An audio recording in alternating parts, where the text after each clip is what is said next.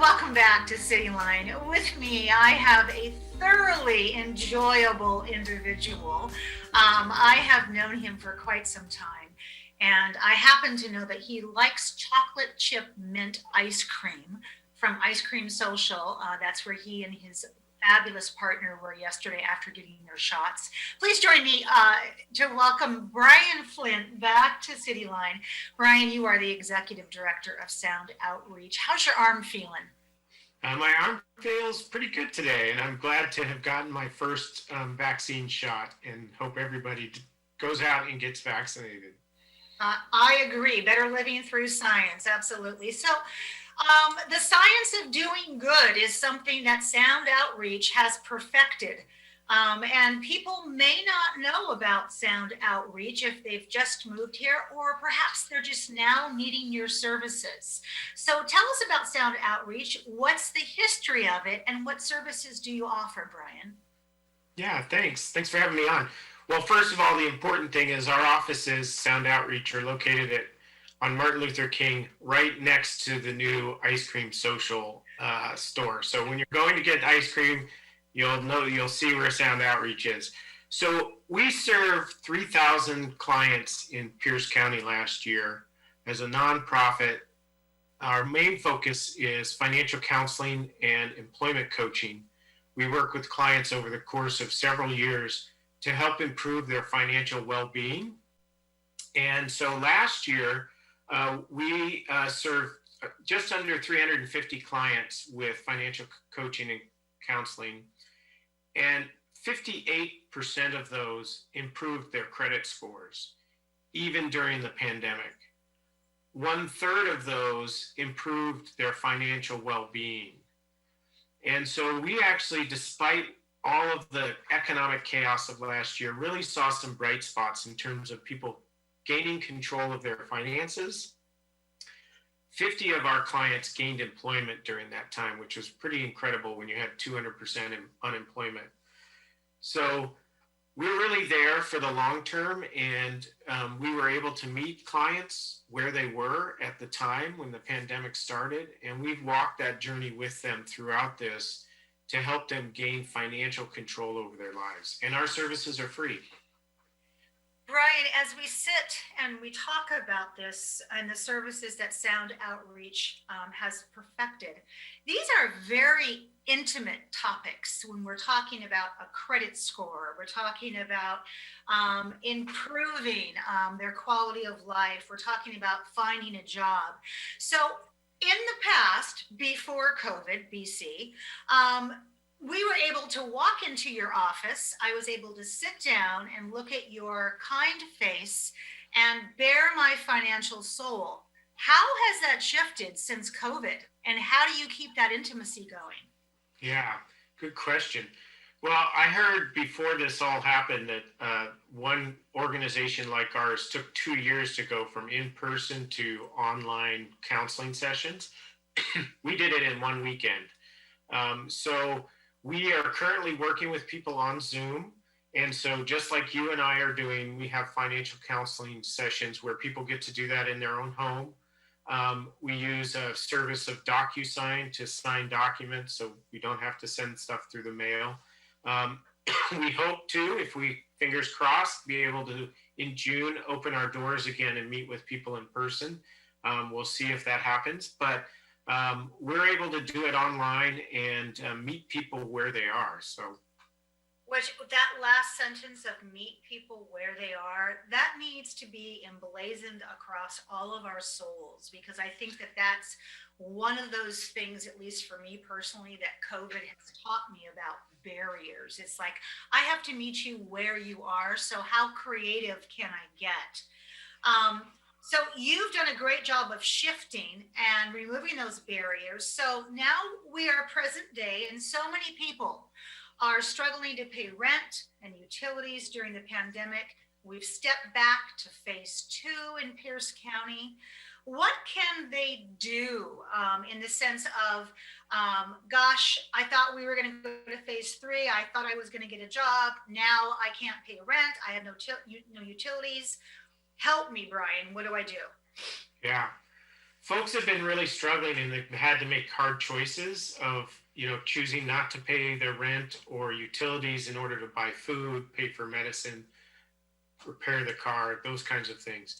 And folks need to understand that the eviction moratorium is going to end in June, and the utility eviction moratorium is going to end at the end of July.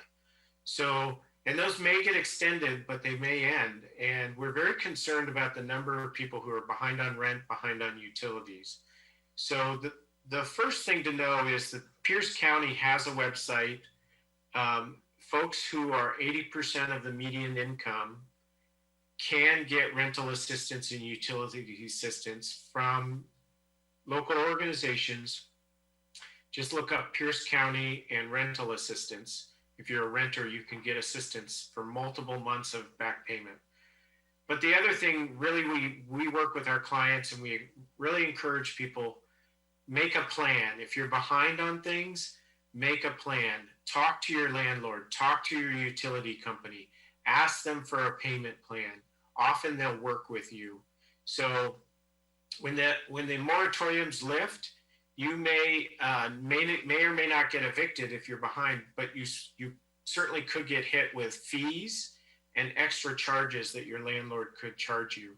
So it's really important to set a plan up for how you're going to get back on track, and call us. We don't do rental assistance, we don't do utility assistance, but if you have credit issues, medical debt, you're trying to figure out your budget, call us. We can sit down with you.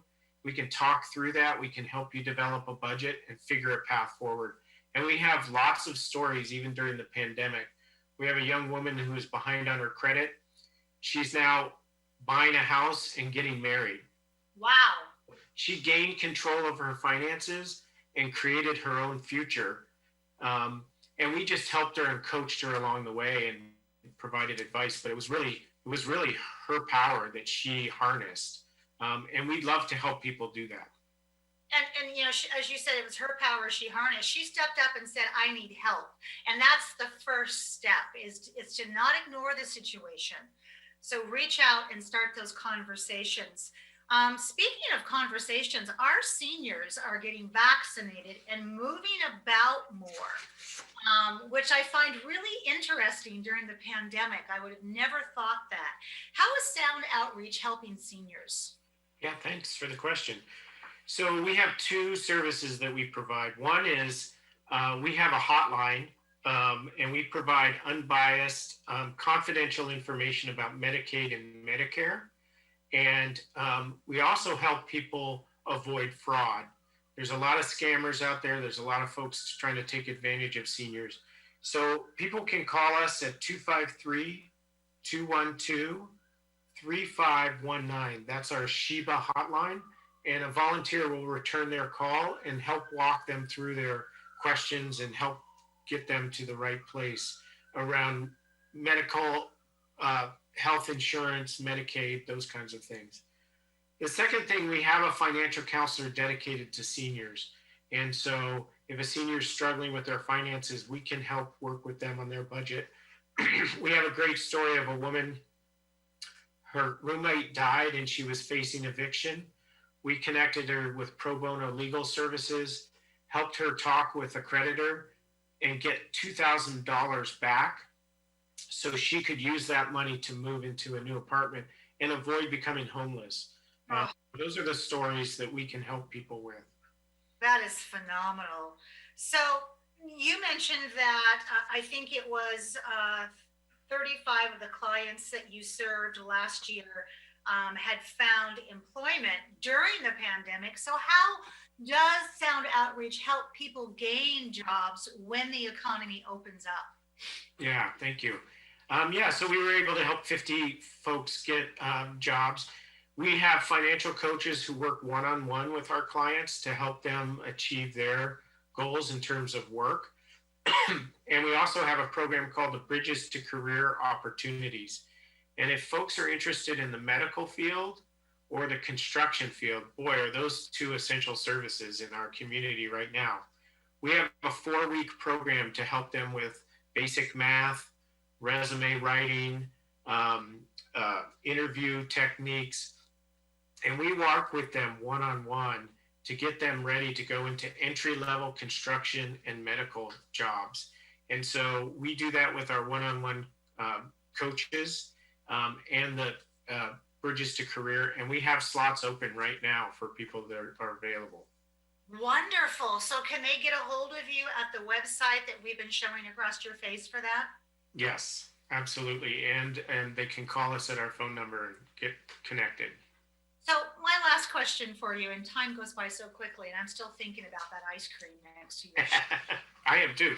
Yeah, ice cream for breakfast. Okay, here we go. So what is Sound of Recovery? That's something that's unique to Sound Outreach. Yeah, it's our fundraiser for the spring, and as we come out of this economic downturn, we're trying to think about how we create an economy that's more just and equitable.